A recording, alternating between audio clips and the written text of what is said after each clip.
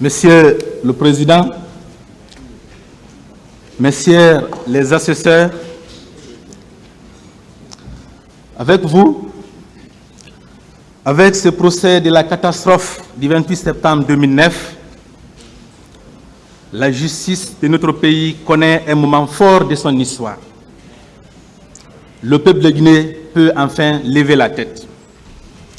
En effet, le 28 septembre 2009, c'était le choc, la désolation et la honte, pas pour le peuple de Guinée tout seul, mais aussi les peuples amis et frères de l'Afrique de l'Ouest, de l'Afrique tout entière et de tous les peuples du monde épris de justice, de paix, de dignité et de justice. C'était aussi et surtout le désespoir total. Mais en ouvrant ce procès le 28 septembre 2022, vous avez allumé le feu de l'espoir dans le cœur de tous les Guinéens. L'espoir de la fin de l'impunité, l'espoir de la réconciliation nationale, l'espoir d'une justice juste et équitable, la même pour les forts, la même pour les faibles. Et effectivement, cette justice, elle est là. Depuis le début de ce procès, vous avez fait une bonne administration de la justice, marquée par la transparence, la neutralité, l'équilibre entre les parties, le respect du principe du contradictoire ou de la contradiction. Tous les principes qui régissent un procès pénal digne de ce nom, vous les avez respectés. C'est pourquoi, à l'instar des confrères qui m'ont précédé, je voudrais à mon tour saluer votre professionnalisme et vous dire merci. Merci d'avoir porté haut le flambeau de notre justice. Merci au président, le général Mamadi Doumbouya, qui a rendu ce procès possible. Merci à son ex-ministre de la Justice, M. Alphonse Charles-Rach, dont la bonne volonté et le courage auront été déterminants dans l'organisation de ce procès. Merci à tous les amis de la Guinée qui, dès la survenance de ce drame en 2009, ont commencé à encourager notre pays à aller vers la justice, à l'accompagner, continuent de l'accompagner et à accorder une assistance incommensurable aux victimes. Leur part dans la lutte pour l'organisation de ce procès, le relèvement et la survie de beaucoup de victimes est essentiel. Monsieur le Président, Messieurs les assesseurs, d'autres grandes qualités qui ont caractérisé votre tribunal, et vous, Monsieur le Président en particulier, c'est la sérénité, l'attention et la vigilance. Rien de ce qui s'est passé dans cette salle d'audience, de ce bâtiment devenu désormais mémorable et inoubliable, rien de ce qui a été évoqué dans cette salle d'audience au cours des différentes audiences ne semble avoir échappé à votre vigilance et à votre attention. Monsieur le Président, Messieurs les assesseurs, nous sommes convaincus que vous ne pouvez pas vous arrêter en un si bon chemin.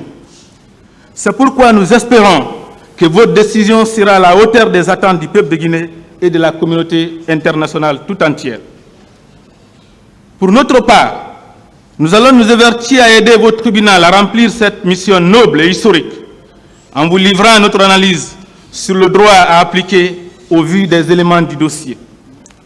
Pour ce faire, nous allons aborder successivement la question de la recevabilité de la demande de requalification, le rappel des faits, leur véritable qualification, la responsabilité pénale de chaque accusé, le préjudice et la réparation.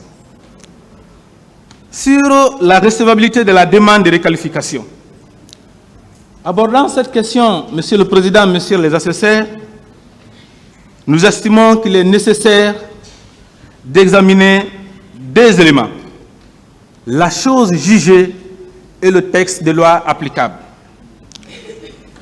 Monsieur le Président, il faut rappeler qu'après la commission des crimes le 28 septembre 2009 au stade du même nom et la production des deux rapports, celui de la Commission nationale d'enquête et celui de la Commission internationale d'enquête,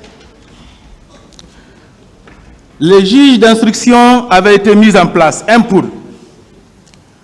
Ce pool avait été saisi et une information judiciaire avait été ouverte sur la base des dispositions nationales.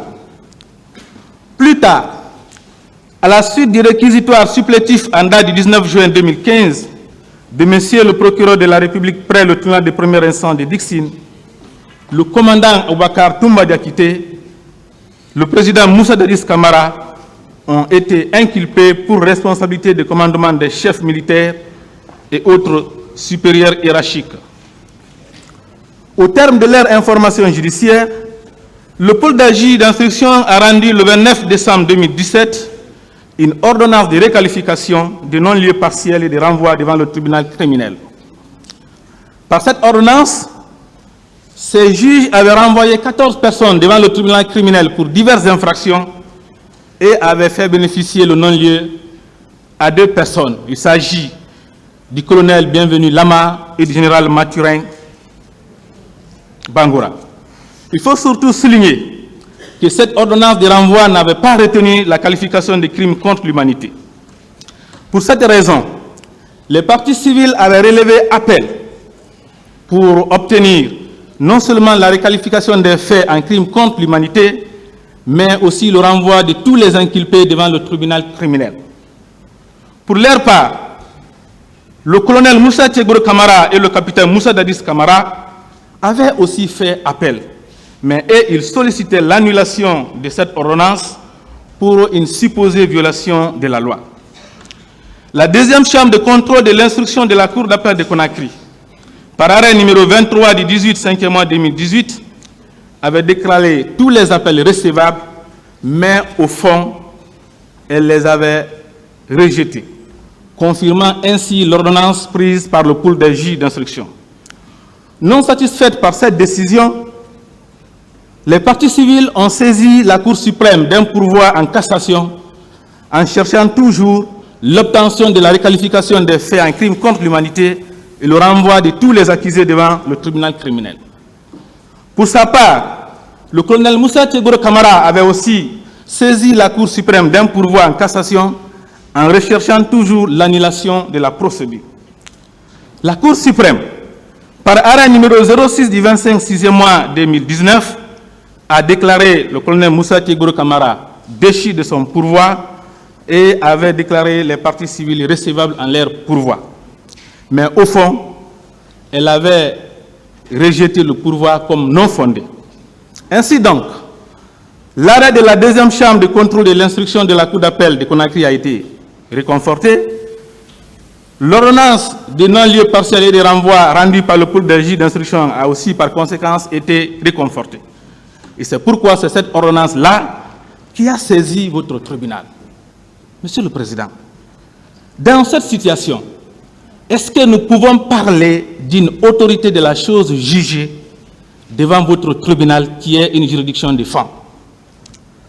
Monsieur le Président, c'est l'organisation peut-être de la justice au niveau de la Cour suprême qui ne permettent pas aux accusés de comprendre qu'en pareille situation, il n'y a pas autorité de la chose jugée. Au niveau du tribunal de première instance, il y a une séparation. Nous avons un cabinet, les cabinets d'instruction, et nous avons le tribunal qui a pour fonction de juger, alors que les cabinets d'instruction ont pour rôle de tout simplement procéder à l'instruction. Il n'y a donc pas de confusion. Au niveau de la Cour d'appel également, il n'y a pas de confusion. Nous avons les chambres de contrôle de l'instruction qui sont chargées de procéder au contrôle de l'instruction et à l'instruction, et nous avons aussi les chambres d'appel qui sont chargées de procéder au jugement. Au niveau de la Cour suprême, nous avons tout simplement des chambres pénales. Ces chambres pénales-là reçoivent les pourvoirs en matière de jugement et en matière d'instruction. Et ce sont les mêmes hommes qui reçoivent ces pourvoirs, ce sont les mêmes hommes qui rendent ces décisions-là. Il appartient aux professionnels de savoir est-ce que la décision rendue par la Cour suprême, c'est en matière d'instruction ou bien c'est en matière de jugement. La décision rendue, fût-elle par la Cour suprême en matière de jugement, Monsieur le Président, ne peut en aucun cas avoir une autorité de la chose jugée devant le juge de jugement. Pour preuve, l'article 320 du Code de procédure pénale Monsieur le Président, dit ceci. Si les faits retenus à la charge des inculpés constituent une infraction qualifiée de crime par la loi, la Chambre de contrôle de l'instruction prononce le renvoi devant le tribunal statuant en matière criminelle.